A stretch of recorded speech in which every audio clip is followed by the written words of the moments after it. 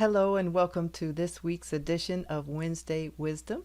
My name is JB Hilliard, and these are short video snippets designed to answer questions you may have about estate planning or probate. And for this week, we are continuing our case study on Sarah and her wonderful bakery. And last week we talked a little bit about business goals in her succession planning and actually having a vision and a mission for her business, and not only having it and writing it down, because without vision the people perish, but also sharing that with her two potential successor business owners, her daughter Emma and her key employee, longtime employee Mike. Now, as part of her discussions, and the goal for this week's discussion is really to understand the value of her business. This is the valuation process is really crucial to any kind of business succession planning, because you need to know, if you're going to sell the business, how much is the business worth? And if you're going to give away the business, how much is the business worth? And so we're going to delve into that just a little bit this week. And in Sarah's case, she's not really sure how much the business is worth. That's why we're having this discussion. And so she actually hires, she wants to get a professional valuation and not try to guess and not just Google things, but she hires a business appraiser who looks at all of her assets, all of the business assets, the income, the market position, and as well the potential for future growth.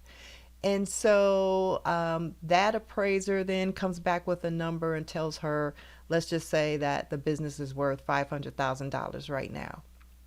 So that, that could include, if you have a standalone building. In Sarah's case, she's leasing the space, so it's not a building as part of that, but let's just say in your case.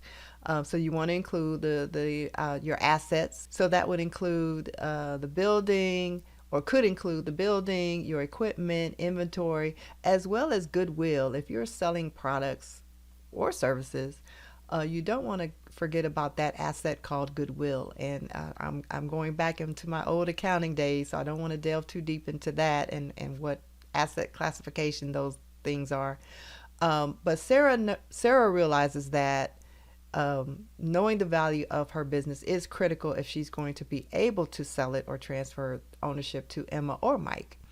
And so one of the things she's finding out is that if she's not really taking the time to plan carefully, taxes could significantly reduce the value of the business after her passing.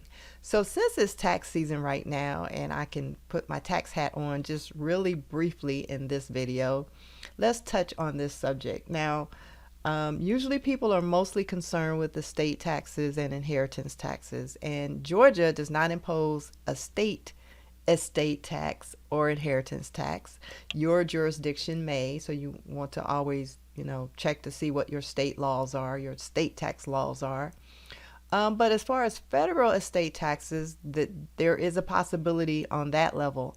And for 2025, the federal estate tax exemption amount is $13.99 million.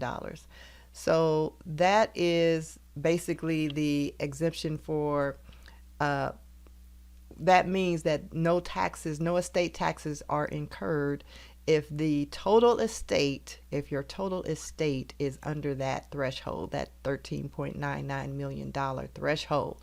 So that includes any businesses you own as well as your personal assets.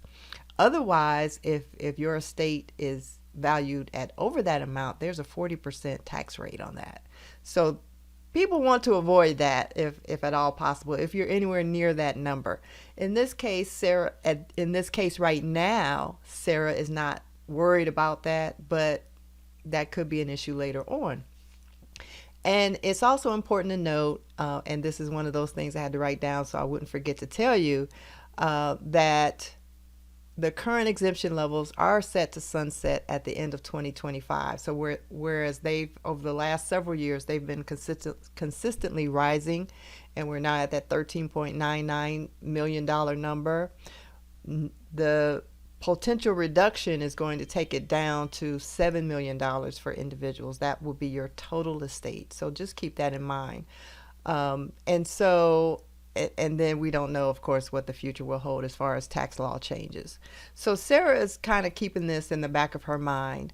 And how this impacts business succession just generally is that without proper planning, the bakery might flourish in the short term, but may need to be liquidated or incur debt in the longer term because it would need to cover potential estate taxes. And that could very well jeopardize any kind of continuity with the business. So to mitigate this risk, Sarah really looks at strategies. She's wanting to really explore strategies to reduce that potential for estate tax liability. So it may be that she considers gifting shares of the business during her lifetime, or maybe even setting up some kind of trust to transfer assets out of her taxable estate. So again, we're talking holistically planning this thing out. So not just the business and not just my personal side, but these two have to marry one another, and you have to really look at the bigger picture, the whole picture, to be able to maximize the strategies, so to speak. So the moral of the story is knowing the value of the business is key for succession planning, as it affects decisions about selling or transferring ownership. So this would affect her whether she's going to sell it to an outside buyer or transfer ownership in some form or fashion to Emma or Mike. And as a business owner, you have to be proactive in coming up with strategies to not only minimize any potential tax burdens, but also to ensure your business continuity. So with that said, I've talked enough on this one. And as always, I thank you for watching, and we'll see you next time to see what Sarah does.